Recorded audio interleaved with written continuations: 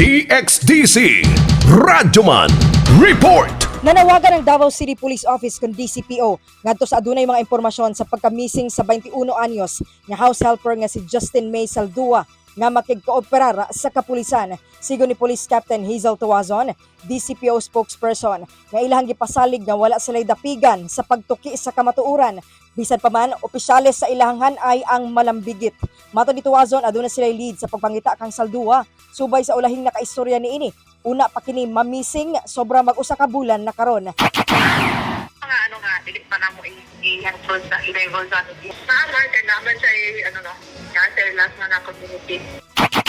Yadto sab sa mga otoridad ang balay sa namising nga house helper dito sa Barangay Upper Ulip, Mongkayo, Davao de Oro. Apan pakyas pa sila nga makuha ang side sa mga ginikanan. Samtang naka-floating status ug temporaryong gi-assign sa opisina ni DCPO City Director Police Colonel Alberto Lupas ang gilib sa pwesto nga si Police Major Michael Oyanguren, isip station commander sa Turil Police Station, kamoy gitudlong amo sa nagpabiling missing karon nga si Saldua. Kasama mo sa balita ug serbisyo publiko, Radyoman ay Miguelita, Tatak RMN.